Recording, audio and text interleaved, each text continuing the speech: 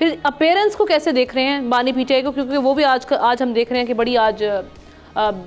اس پہ بحث بھی ہو رہی ہے، سوشل میڈیا اٹھا لیں، میڈیا پہ بھی آج سارا دن ہم خبروں میں دیکھتے رہے ہیں۔ تیسرا وہ ججز کے حوالے سے نوٹس، از خود نوٹس جو ہوا ہے، اس پہ آپ کا ری ایکشن؟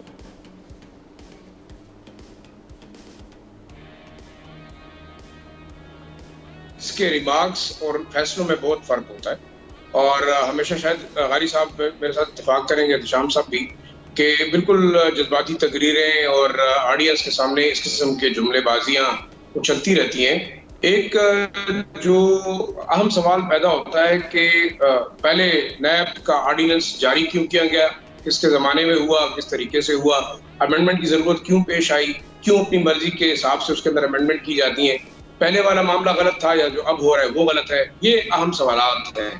دوسرا دیکھیں، ایک چیز ہم بار بار کرتے ہیں، supremacy of parliament parliament parliament. ایک سوال تو یہ پیدا ہوتا ہے کہ کون سی پارلیمنٹ کی آپ بات کرتے ہیں، جو فارم 45 والی ہے یا 47 والی ہے؟ اب تو یہ بڑی عجیب سو قریب سے کہانی ہو گئی ہے کہ آپ کے پارلیمنٹس کے اندر بھی وہ لوگ بیٹھے ہیں جو کہ خود کمپرومائزڈ ہیں، جو خود جو ہے ٹلٹڈ ہیں، جن کے خود اپنے ایشوز ہیں، جو جدید پشتی اس ملک کے اندر صرف حکومت کے خواہاں ہیں، اور یہ آئین اور قوانین بنتے ہیں صرف اور صرف اشرافیہ کو پروٹیکٹ کرنے کے لیے۔ ہم اس بات پہ بات کیوں نہیں کرتے؟ یہ بڑا اہم موضوع ہے کہ آیا واقعی پارلیمنٹ سپریم ہے، پارلیمنٹ کے اندر بیٹھنے والے لوگ وہ واقعی پاکستان کے ساتھ مخلص ہیں یا اپنے کاروباروں کے ساتھ اور اپنے معاملات کے ساتھ اور اپنے اقتدار کے ساتھ؟ تو اب یہ بھی ایک بڑا اہم ایشو ہے۔ دوسرا میں یہ سمجھتا ہوں کہ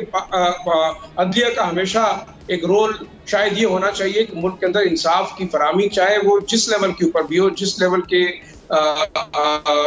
لیڈرشپ کے لیے ہو یا پولیٹیکل لیڈرشپ کے لیے ہو یا عام عوام کے لیے ہو، وہ میرے خیال میں ہم سمجھتے ہیں کہ کبھی بھی نہیں ہوا۔ اسی وجہ سے آج ہم جو ہے وہ سفر کر رہے ہیں۔ یہی چیف جسٹس صاحب تھے جب 122ویں نمبر پہ آپ کے ہاں جو ہے عدالتی نظام تھا تو ان کو بڑی فکر تھی، آج ان کے موجودگی میں 141ویں نمبر پہ چلا گیا لیکن ان کو کوئی فکر نہیں ہے۔ لیکن میں یہ سمجھتا ہوں یہ ارریلیونٹلی بیان بازیاں اور ڈسکشنیں اور عدالت کے اندر جو ہے وہ لمبی لمبی بحثیں، اور ان دا اینڈ آپ دیکھیں گے کہ رزلٹ کیا ہوتا ہے۔ جیسے لغاری صاحب نے اشارہ کر دیا کہ انہوں نے دیکھ لیا کہ کیا ہوا، تو میرے خیال میں اس چیز کو ہم بحث کو ادھر ہی رہ دیتے ہیں، جو بھی قانونی فیصلے ہوں اس کو ہم دیکھ لیں گے، اور ہمیشہ قوانین بنتے ہی طاقتوروں کو پروٹیکٹ کرنے کے لیے، اور پاکستان کے عوام شاید اس بات کو جانتے ہیں کہ یہ قوانین صرف اور صرف اشرافیہ کو پروٹیکٹ کرنے کے لیے، اس میں کوئی دوسری رائے نہیں ہے، ورنہ ہمارا یہ حشر نہ ہوتا۔ دوسرا آپ نے بات کی جو ہے وہ پی ٹی آئی یا تحریک انصاف کے جو بانی چیئرمین ہیں ان کی اپیرنس، اور اس کے اوپر جو کنٹروورسی ہے، تصویر کس نے لیک کی یا نہ لیک کی، یہ بھی میرے خیال میں پاکستان کے تحت بہت بڑا ایشو ہے، اور شاید اس بندے کو پھانسی دے دی جائے کہ جس نے لیک کی۔ دیکھیں، پولیٹیکل لیڈرشپ ہے، وہ اگر چاہے کسی وجہ سے جیل کے اندر ہے یا ان کو عدالت میں فزیکلی نہیں پروڈیوس کیا جا سکتا because of security reason, because of some other reason, اور ایک ویڈیو لنک کے ذریعے ان کو اگر پیش بھی کیا جائے، میرے خیال میں اس کاروائی کو بھی اوپن دکھانا چاہیے تھا۔ کوئی ایسا ایشو تو تھا نہیں، پرابلم کیا تھی؟ میرے خیال میں تو کوئی ایسا مسئلہ ہے نہیں کہ اگر ایک سیاسی جماعت کا لیڈر ہے، آج وہ جیل میں، کل باہر ہوں گے۔ اس سے پہلے آپ نے دیکھا ایسے لیڈر تھے جو جیل میں رہے، 5-5 سال تک جیل رہے، آج وہ ملک کے اندر حکومت کریں۔ ایک بات جو واضح ہے وہ یہ ہے کہ آپ کے جو نظام کے اندر